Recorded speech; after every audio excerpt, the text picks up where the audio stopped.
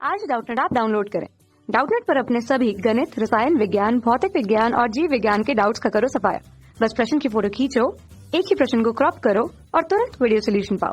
अभी डाउनलोड करें। नमस्कार दोस्तों, प्रश्न है निम्न को समझाइए। पहला है सुगुणिता, दूसरा है असुगुणिता। तो दोस्तों पहले हम देखते हैं सुगुणिता को, फिर देखते हैं असुगुणिता को। दोस्तों सर्वप्रथम बात करते हैं सुगुणिता की। द्विगुणित गुणसूत्रों के, यानी कि द्विगुणित जीव में गुणसूत्रों के एक या अधिक सेटों के जुड़ने को, कि गुणसूत्रों के एक या अधिक सेटों के जुड़ने को या हानि को,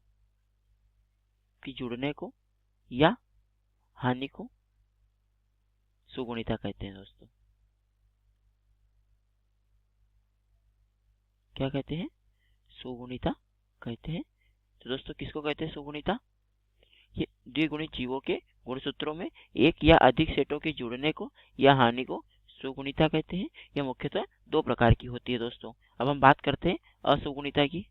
तो दोस्तों ऐसी भूगुणिता की असुगुणिता क्या होती है?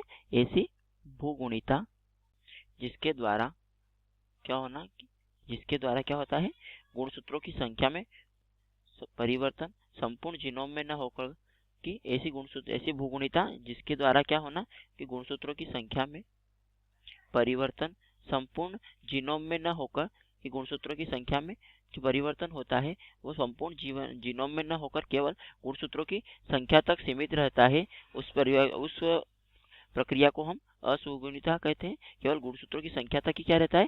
सीमित रहता है। वो संपूर्ण जीनोम में नहीं होता है, उसे हम असुगुणिता कहते हैं। दोस्तों तो यह जो होता है दोस्तों, कायिक गुणसूत्रों की संख्या में जो कायिक गुणसूत्र होते हैं, कायिक गुणसूत्रों की संख्या में एक या अधिक जो होते हैं, कि एक या अधिक गुणसूत्रों की कमी अथवा अधिकता को, यानी एक या अधिक जो गुणसूत्रों की कमी या अधिकता को क्या कहते हैं?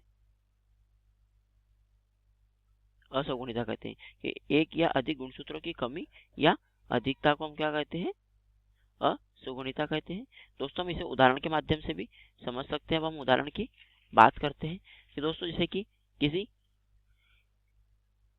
किसी की गुणसूत्रों की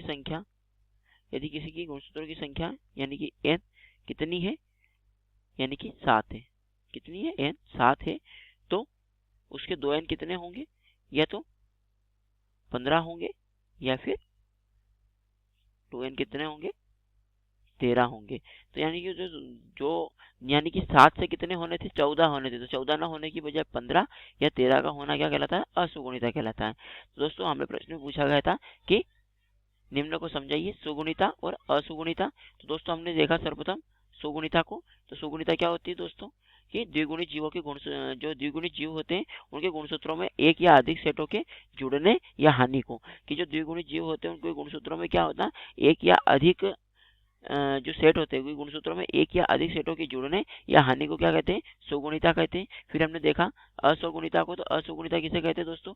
ऐसी भूगुणिता कि जिसके द्वारा जो गुणसंख्या की जो गुणसूत्रों की संख्या होती है, जो गुणसूत्रों की संख्या का जो परिवर्तन होता है वो पूरे जीनोम में न होकर केवल गुण संख्या की संख्या तक, यानी कि जो गुणसूत्रों की संख्या तक सीमित रहता है, वह असुगुणिता कहलाती है। लेकिन हम बात करें कायिक गुणसूत्रों की, तो कायिक गुणसूत्रों में एक या अधिक गुणसूत्रों की कमी को या अधिकता को हम क्या कहते हैं? कि गुणसूत्रों की एक या कमी या अधिकता को क्या कहते हैं? असुगुणिता कहते हैं। हमने उदाहरण के माध्यम से समझा। यदि n बराबर 7 है तो 2n बराबर कितना? 15 या 13 होगा। जबकि जो अगर हम बात करें सामान्य की, तो n बराबर 14 होना था, लेकिन ये जो होता है असुगुणिता के कारण 15 या 13 होता है। तो यानी कि भूगुणिता गुणसूत्रों की ऐसी संख्या सीमित न होकर जो संख्या होती है, वह जो भूगुणिता क्या होती है? गुणसूत्रों की संख्या जो होती है उसमें सीमित रहती है। संपूर्ण जीनोम में सीमित न रहते हुए जो गुणसूत्रों की संख्या होती है वो सीमित रहती है, तथा जो गुणसूत्रों की संख्या होती है वह एक अधिक या एक कम भी हो सकती है। जैसे कि n बराबर 7 था तो n बराबर 14 न होने की बजाय 2n बराबर 15 या 2n बराबर 13 होगा। तो दोस्तों उम्मीद करता हूँ आपको प्रश्न का उत्तर समझ में आया होगा।